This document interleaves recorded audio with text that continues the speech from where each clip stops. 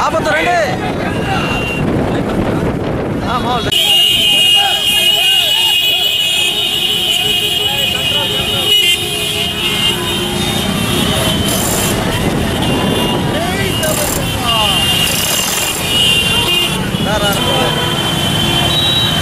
పని వెళ్ళిపోవాలి.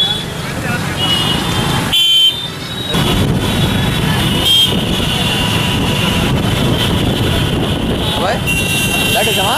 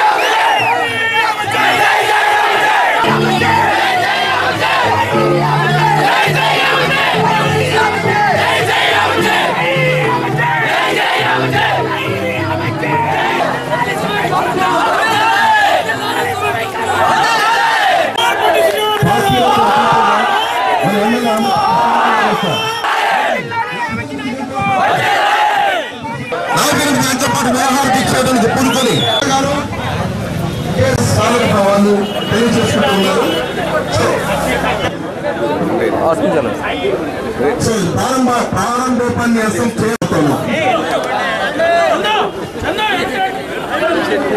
మీరు 9 మంది, ఈ 18 మంది ఎంపీలు, మీ 9 మంది కేంద్ర మంత్రులు ఎప్పుడైతే రాజీనామా చేసి మా రాష్ట్రం మాకు కావాలి, విభజించడానికి లేదని చెప్పి ఒకే లక్ష్యంతో ప్రజల మధ్యకు వస్తారో ఖచ్చితంగా ఈ రాష్ట్ర విభజన ఆగిపోద్ది.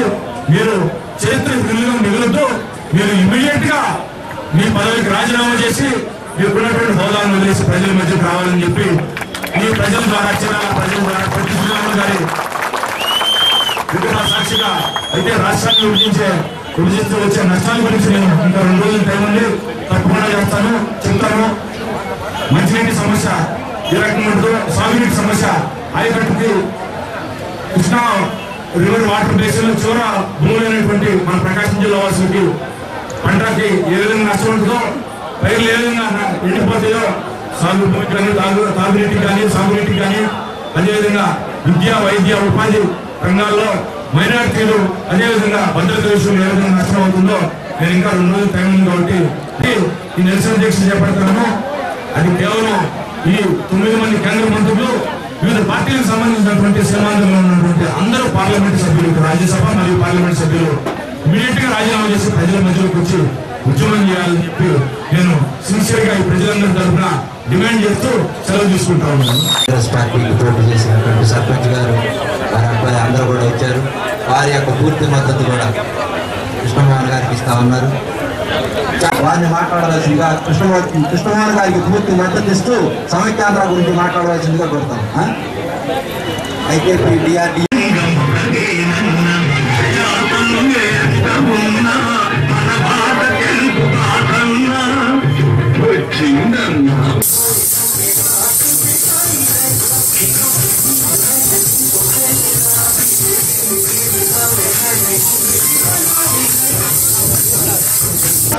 ఈ రోజున వ్యంగ్య ఉత్తర భాషలతో మాట్లాడుతున్నటువంటి తెలంగాణ వాళ్ళు ఈ రోజున ఎంత విపత్తు వస్తుందని అనుకోరా ఇక్కడ పడతా ఉన్నాయి. సముద్రం ఇప్పుడులాగా వస్తా ఉంది. జై సమైక్యాంధ్ర, జై సమైక్యాంధ్ర, జై సమైక్యాంధ్ర.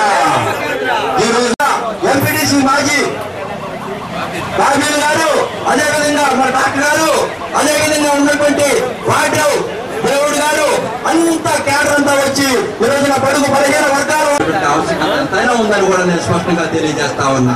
మరి కృష్ణమోహన్ గారు తీసుకున్నటువంటి విషయం జిల్లా అధ్యక్షుడిగా ఉన్నటువంటి కృష్ణమోహన్ గారు ఈ రోజున ఈ యొక్క కార్యక్రమాన్ని తీసుకున్నాడంటే ఇది దేశ చరిత్రలోనే చాలా గొప్ప మలుపని చేసే నిర్ణయం. అంతేగాని ఇంకా ప్రభుత్వంలో దాన్ని ఇంప్లిమెంట్ చేయలేదు. ఇంకా మనం దాన్ని మార్చాల్సి